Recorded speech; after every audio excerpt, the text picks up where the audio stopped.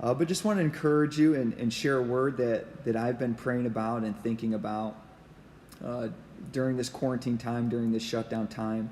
And it's really just the importance of self-care and soul care during these times. And for us not to sideline what it means to take good care of ourselves, of our souls during these moments. The book of Proverbs, chapter 4, tells us to protect our hearts with all diligence. Other translations say vigilance. I like that too, to be alert on what is happening in our hearts, to make sure there's nothing unhealthy or toxic that is approaching our heart or that is living in our hearts.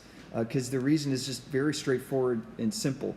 Life flows from our heart. So if we're not protecting our heart, the things in our life, right, are going to be disrupted. There's going to be some bad fruit that comes from our life. To further kind of just illustrate the importance of protecting our heart, I wanted to share a little bit about sequoia trees. Sequoia trees are one of the largest living things on our planet. They're massive, they're mighty. Some of them grow 300 plus feet. Many of them live thousands of years. It's on my bucket list personally to see, and I can't wait to see these things someday. But these trees, I mean, just think about it, these trees have seen certainly every American war in our history, and even world history. These trees have been around. These trees are also extremely resilient. They've been created, and they have this ability to not only survive forest fires, but really thrive through these forest fires as well. So they have this immense resilience with it. But regardless, despite its size, its might, its strength, these trees too are prone to fall. They're prone to die. And when this happens, when they fall, it's usually a pretty big deal. To the point where there are actually investigations that are held when these trees fall to find out what the culprit was. So at times they'll investigate, and they'll find that it's a disease. A disease finally took the tree, or it was a storm somehow just tipped it over, and that was that for the tree. But other times it's actually small things that begin to attack these trees. Before I explain that, these sequoia trees, though massive, their root system is actually very shallow. It goes about 10 feet-ish, and then their roots begin to interlock with each other from other sequoia trees, supporting each other. But not too long ago, one of these mighty trees fell. Investigation was done, and they found that it wasn't disease, it wasn't a storm, it wasn't anything like that, but it was actually just the foot traffic of tourists over the course of time. So people like you and I, right, we come and visit these trees, and there's this one tree that fell that they found that just people walking around the base of this tree, of this root system, it began to weaken the roots, right? It compromised it, and eventually fell. And again, I find that fascinating that these trees that could live 1,000 years, right? Hundreds of feet tall, resilient, strong, mighty, but all it takes at times is just the foot traffic of just little people compared to the tree for it to be destroyed, for it to fall. So since then, they have began to set enclosures around these, especially the more ancient trees, to protect the root system. So now they're enclosed, protecting the tree so that it can continue living. So here's my kind of obvious connect to it for us today, as I've been thinking. For us too, with our hearts, when there is no enclosure, if you will, around the root system of our life, our heart, it's really only a matter of time that we too will be compromised and that we too can fall. Damage is inevitable. We're really no different. The roots of our spiritual life, our hearts, are delicate. And again, as Proverbs 4 tells us, we are to protect our hearts with all vigilance, to make sure that the foot traffic does not surround our hearts, does not traffic over it and damage it. Foot traffic for us could be a lot of different things. It could be different things for different people. For me, it's often just maybe concerns I have on my mind. It could be family-related things. It could be personal-related things. And over the course of time, it just begins to traffic over my heart, right? And when it begins to traffic over my heart, it begins to damage just my life. Because again, life flows from our heart. So here's our kind of spiritual gut check for this time of quarantine. What has become traffic over your hearts? And what will you do to protect it now? What has become traffic over this, maybe it's this last month or so, and you just feel different. You feel different about your walk with God. You feel different about your relationships with people. Maybe things are not going that well. What is the traffic that has become, that is starting to erode the spiritual roots of your life? And what are you going to do to set these enclosures around it? Well, here's just a tip when it comes to our self-care and our soul care. Jesus instructs his disciples when it comes to prayer to pray for just daily bread, for us not to worry ourselves about the tomorrows and what's going to happen down the road or what's going to happen this summer. The Lord just simply says, pray for daily bread. What do you need from the Lord today? We understand that God cares for us. He cares about these, how no matter if we think they're small or insignificant or not, he cares about our needs. What are you doing about praying for daily bread? It's a choice for us to receive fresh bread from the Lord.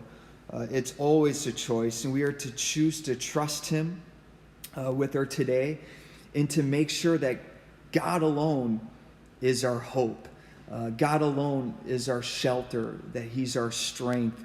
Again, this is one way for us to set this enclosure around our hearts is, Lord, I need patience today. That's fresh bread. Lord, I need strength. I need courage. Lord, help me have grace with my family or things that are going on with work today. That's fresh bread. Fresh bread is just, Lord, I need a fresh touch from you today, God. Lord, it's been a while and things are beginning to traffic on my life and on my heart. I need a fresh touch from you. I love this portion of scripture in Jeremiah 17. I'm just going to read two verses to you, verses 7 and 8. It says this: Blessed is the man who trusts in the Lord and whose hope is the Lord. I like that. Whose hope is God, him alone. For he shall be like a tree planted by the waters, which spreads out its roots by the river and will not fear when the heat comes, right? And maybe for you this past month or so, you feel the heat, you feel the pressure, you feel the traffic. Allow the word to do its work in you right now. Don't fear when heat comes, but its leaf will be green and will not be anxious in the year of drought. How awesome is that? How beautiful is that? How powerful is that promise that no matter the difficulty or the circumstances that you and I walk through, because of who God is and how mighty he is and how strong he is and faithful he is, and when we trust in him, no matter what comes our way, our life can still bear fruit in the midst of trouble. What a promise that if we trust in God, or if we put our hope in him, our eyes on him, if we make him a priority, if we call on to him for that daily bread, he promises that he's going to give us what we need, so that no matter the drought, no matter the heat, we're going to continue to survive this thing. Not only are you going to make it through these days ahead, you're going to thrive. You're going to find yourself in a deeper walk with God as we set the enclosures around our heart and we make that a commitment. Lord, no matter what comes my way, you're my priority. No matter what comes my way, no matter how much traffic is beginning to approach my heart, Lord, I've made a commitment. You're going to be my one priority, my one need. I'm going to sink myself into your river, your life, your peace, your grace. You know, I think of Mary and Martha in the Word, where Jesus enters Martha's home, and you know, we see Martha's busy with all of her work and wanting to serve the Lord, wanting to bless him. But Mary's just sitting at the feet of Jesus, receiving his word. And you know the story. Martha's upset that Mary's not busy with this work. And I don't necessarily think this is an issue of who loves Jesus the most. I think Martha genuinely loved the Lord too, as much as Mary. But Mary makes the choice. And at times, you and I need to make a decision when it comes to protecting our hearts. It's a choice, all right? Mary makes the choice to feed her life with the thing that matters the most, right? She's feeding her heart. She's protecting her heart with what matters the most. Though Martha loves the Lord, she's busy doing other things that are just not a priority. At this time, I want to encourage you and challenge you, put first things first again. What better opportunity do you have than right now to put the first things first? Make him the absolute priority again. There's really no excuse not to anymore. Make him your absolute priority.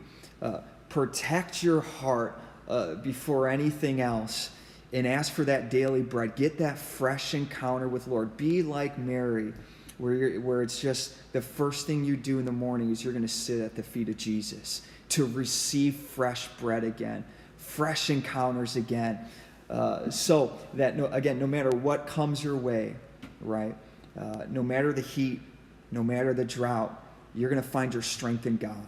Your leaf is going to be green, while others are, they're grabbing at whatever sense of security they could find or hope they could find. You know the source of hope. You know where your strength can be had. You know where to get peace. You know where to get joy. And it's in Jesus Christ and him alone. You could busy yourself with all sorts of things to distract your mind during this time. But for me, where my prayer life is at, where I'm at, is I just want a fresh encounter with the Lord.